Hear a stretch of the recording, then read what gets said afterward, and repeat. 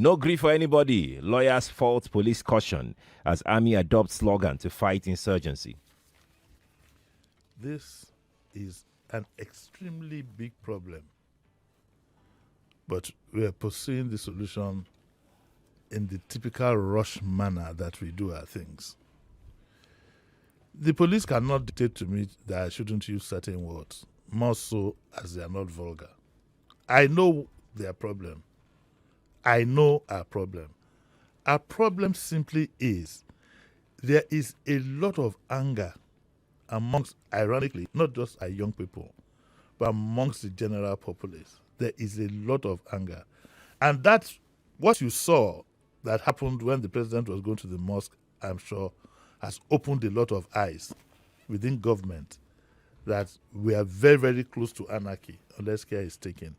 And it's not by police legislating and saying to people, don't use this word, don't use that word. What you have now done is to create awareness for the use of that word. And of course, it's going to be on the increase.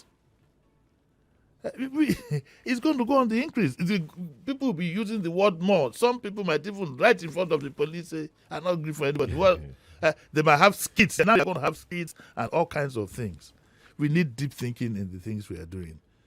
The only thing that will save this country from the and look at that, as the police are saying that you shouldn't use it, that is what the army intends to use as its own slogan to motivate its soldiers. There's a lack of nexus.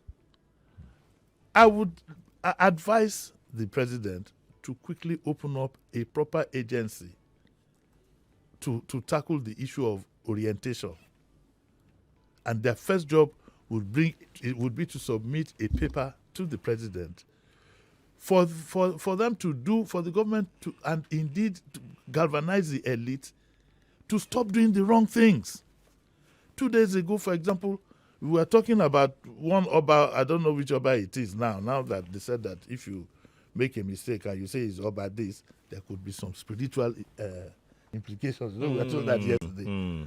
But all the things you see in the social media, show off of wealth, both at government, a private sector, the elite, the parties you have, all these things, would you blame anybody for saying I'm not agree for anybody? Of course not.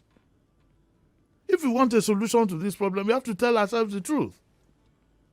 Of course not. The government itself would have to tell their political whatever, the fortunate people in society, to stop taunting the rest of us. I don't need to go far. It's there. It's there, And I'm glad that one thing I think I must give President Tinubu for is that he has a listening ear. He's not deaf like other people who had the opportunity to run this country and ran it aground. That credit you must give to him. So we need to put more pressure. Sir, you need to lock yourself up one weekend with your information minister and a few other people. Go and borrow Dele Alake from the mines. All of you get together, call some PR practitioners outside, and quickly form an orientation program. Okay, including members of the National Assembly, that will give you a policy that will guide public behavior. And the first example starts from you, sir, and your family. We cannot have this inequality in society and think that we can decree that all will be well. Like Americans will say, it ain't gonna happen. It ain't gonna happen. Why do you say? You say you're something like an Arawasi. But that is how I say my own. It ain't gonna happen. It ain't gonna happen. You're something like an Arawasi. So, talking seriously, this thing calls for a deep study because I keep saying there are signs that we are headed in. I was telling Prof this morning, our own Prof here, that a time will come, and it happened in a place like Brazil. A time will come when most of us will not be able to drive our luxurious cars on the street. You just wake up in the morning after you said your morning prayers, but in your nafila, you go and look at your car and admire it and lock it down. We are coming there. In Brazil, what happened at the first economic crisis they had? People brought out, they had to bring out their Volkswagens, all their Rolls Royce, even in Greece. They wouldn't even find somebody to give it to. You understand? The signs are there. And so that, in fact, one hour would not be enough to analyze this, but I just thought at least to lay the foundation. There's a lot to be done. There's a lot to be done already. Now in Abuja, crime is on the increase, and guess what, Sheriff? They are not robbing people. They're kidnapping them. Once you are kidnapped, you must find the money. Nobody's going to come to your house now to rob. But if you come to my house, what do you want to steal? A 65-inch TV. I saw a write-up somewhere about how kidnappers have created their different dens around Abuja and all of that. And the person was very, very clear as to where these kidnappers dens were located. Well, the military now responded yesterday, asking residents of Abuja not to panic, that they are on top of it. That's is part of why General what's his name now, Edward Buba, now said no grief for kidnappers. But you see, these various videos that are coming up, propping up in the social media, where people in uniform, whether they are true soldiers or not is another issue, but people in uniform are making these derogatory remarks. That's a signal. They're not hiding their faces. They're not wearing a hood. It's like, come do your worst. Whether they are now bona fide soldiers or not is a secondary issue. The issue is that they are coming out, like they would say locally, with their chest to say these things.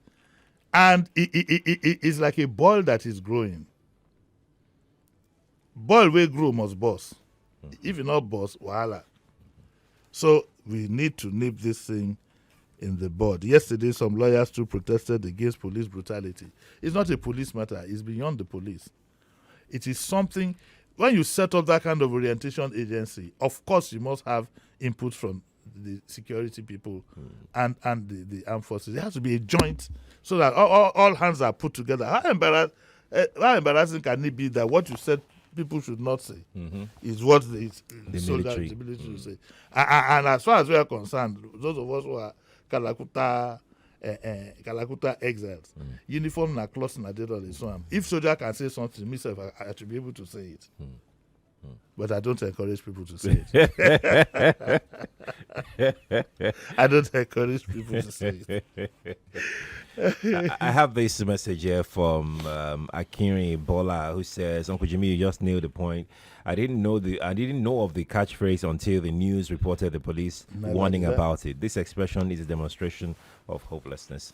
I never heard of it. But it's been long I've been on the streets. I think I need to go back small. You don't need to be on the street. It's a good.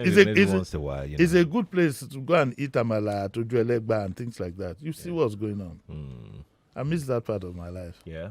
Going at 5:30 to eat hot amala. Hot. Jesus. In the morning.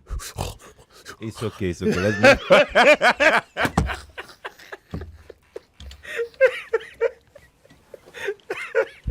Let's move on.